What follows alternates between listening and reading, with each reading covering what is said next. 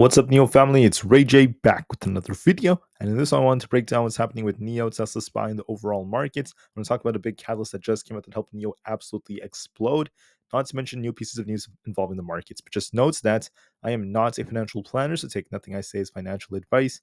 And also, if you guys can, please check out the Moomoo link. If you deposit $100, you're guaranteed 5 free stocks. If you deposit $1,000, you're guaranteed 15 in total. Not to mention 8.1% APY on invested cash. You also have access to the Hong Kong markets and the offer ends in just 6 days.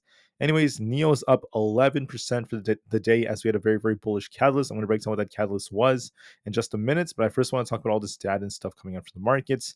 Today, the American market saw a dip because we got the Richmond Fed manufacturing numbers, which weren't that great. But then after that, the market saw a very, very big bounce. And I think the market bouncing was in part due to this, and NIO bouncing was largely because of this. So the Chinese central banks have come out and they have released a slate of support after a lot of deepening economic slumps amidst their economy. So this is some big news. What's happening is they have come out and they're saying that they are going to be cutting interest rates by about 50 basis points in the near term. And that's some very, very big news right over here. So with them cutting to this extent, it's going to have a big effect on their economy, at least for the longer term. This is very similar to when the US also was cutting. And you have to remember that this is going to have a big effect on the US and the global economy because China is such a big economic powerhouse alongside the United States. And it's a very, very important partner for the US. So when this happens, it's going to affect trade. It's going to affect the overall economy, the recovery, and different factors like that. So with them cutting rates, right, this is like adding gas to the fire in the US, which is once again helping it's really helping the markets fuel for the time being. This does not necessarily mean the world is going to be in a good place. I just want to note that, of course, there's going to be hardships coming. The recession, the US is still something that's going to be announced, in my personal opinion. But before that happens, for now, the market is pumping amidst these cuts. And I think that this is another very, very big catalyst that has been overlooked. And this is part of why the US markets also held up. Greed is making up the majority of sentiment right here. We're at extreme greed in terms of momentum. And also we're seeing the put to call option ratio now dipping again as we're seeing greed stepping in. And the VIX has that gap to fill below. So if we end up losing support on the VIX, this could continue to help the markets. Now, for earnings, just know we have Costco on Thursday, but everything else is quite minor. And for NIO, I didn't see any new pieces of news. They're still talking about the EL8, that's the ES8 in Chinese markets, which is getting a lot of attention. Their sales weren't the strongest. I did go over this in my video from yesterday. Their sales came out, they weren't as strong as what we could have wished for, but it's okay because we still have one more week left in September to really improve that. Let's hope we get a very, very strong report for September and also the third quarter. I can't wait to see what they announce. Let's hope for a very, very big push in their sales for the end of the quarter. Volume was at 116 million, well above average. There's a lot of momentum building. We'll see if we can break past 6. The short volume is decreasing, and we're seeing a lot of buyers stepping in. We're also seeing the price per ratio going up as NIO is building strength. In terms of seasonality, Wednesdays tend to be green about 55% of the time. There tends to be more volatility around, I would say, the 2 o'clock p.m. area time frame, and also during the second to last hour of the day. So we'll see how things go for NIO. In my opinion, the share price looks very bullish. Got a nice breakout today on the 4-hour time frame after the Chinese central banks have cut rates by 50 basis points. We've broken past our 200 EMA, and we're looking at this high right here to be tested, this resistance around this 6.04 area. If we break this, we go all the way up to about 6.3. So I think NIO will be approaching those levels. I think the $6 area is coming, and it looks very bullish with a nice double bottom.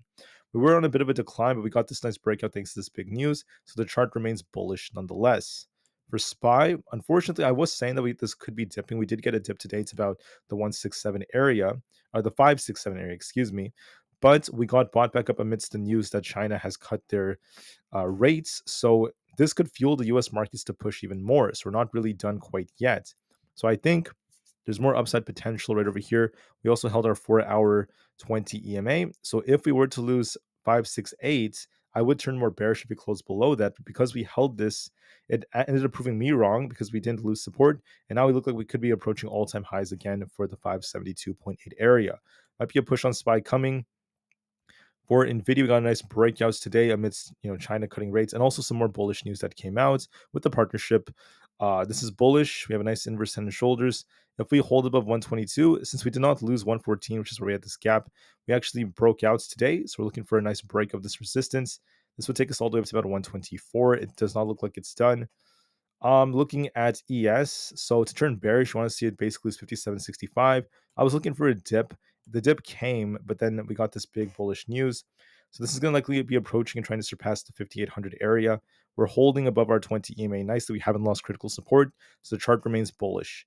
For Bitcoin, we dipped a bit. I was worried it would come all the way down to about 62,500. We came just short of that target, only to rebound. And now we're looking at a potential accumulation structure on Bitcoin that could push us all the way up to these highs all over again. So 65,000 looks like a potential target. It looks more bullish to me, and I think we could be approaching this. So I think it looks bullish on the 4-hour, and this could lead to more upside. For Tesla, because China has announced that they're cutting rates, Tesla's holding up nicely.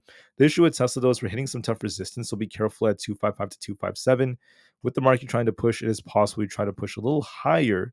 So it could try to retest 255 tomorrow, maybe go a little bit higher, then come back down, continue to trade sideways. But overall, the direction still remains bullish. So long as we don't lose 250 or close below it, we still are going to likely hold up.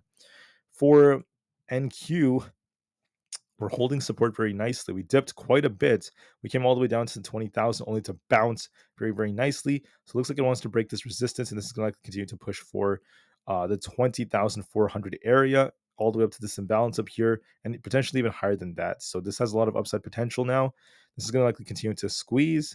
I think the QQQ is going to continue this trend as well. I also want to mention that on the QQQ, if we manage to continue to hold above 485, you have to remember that when you look at, for instance, on the daily time frame, okay, we have this resistance right here around this 488 area. If that breaks, we're going to likely fill the gap all the way up to 496. So I think we could be pushing for 488. We look more bullish, and we'll give this the time it needs. For Aapl, we dipped a little bit. I was worried about this coming down to 225. We did end up touching that only to rebound. With China cutting their rates, I think that this could attempt to hold up. It depends if we could try to hold 226 or not. So we're in a shuffling phase. If that holds, we could try to rebound, start pushing for 230. And if we lose this, we could be dipping all the way down to 224. So far, it looks a little bit more bullish, so we'll give this the time it needs. For others out there like the IWM, we've been dipping. We could need to see if we could hold 220. If this holds, we're looking for a nice rebound for that 222 area. If we lose the support, we'll be dipping back down to 218. Fairway is going to try to hold the 20 EMA and try to push up for 222. So there's a very, very good chance it attempts to do so. For Amazon, we're holding it very, very nicely. We held our key 20 EMA quite well. If we were to lose 191, we're looking for a dip. And if we continue to pump, we're looking for this uptrend to perpetuate. So we're looking for a big push for this 196 area. So Amazon remains bullish. If we could break past 194, it's holding up very, very well. Meta got a very, very big dip today, all the way down to 556. If we lose 556, this is going to be dipping even more, but we actually held support. It still looks a little bit bearish, a little bit weak, so it could cool off a little bit more towards the 560 area. But we'll see if it bounces again, just like how it did today. Could decline towards 560, but we'll see if it bounces. So look for a little bit more downside. Microsoft is looking pretty weak. Now we're testing 428 as our support. If we hold 428, we could rebound to 432. If we lose that, we're going to be dipping back down. As of right now, we're consolidating in this range. So we'll see if we lose 428 or not. This is going to be our critical support. We're just shuffling around it. Google's also shuffling. We have resistance at 165 that breaks for bullish. And if we lose 162.87, we start dipping lower. We're stuck in the middle, so we'll give this the time it needs. With that being said, we are still stuck in the middle. We're going to give this as much time as possible, and we'll see how things end up going. But just know the charts remain bullish. We were getting some signals that showed the market could dip a bit. We did dip a bit today, but the market got bought back up amidst the Chinese announcement that they have cut rates. So that's some very, very big news. With that being said, guys, with this market trying to hold up, things are shifting, and this could help NIO push even more past the $6 area, all the way up to 6.3. So NIO looks bullish, the market's looking bullish, and we'll see how things go. I thank you all for listening. Have a great day, have a great night or evening, just so that NIO has more upside potential. Thank you, and peace out.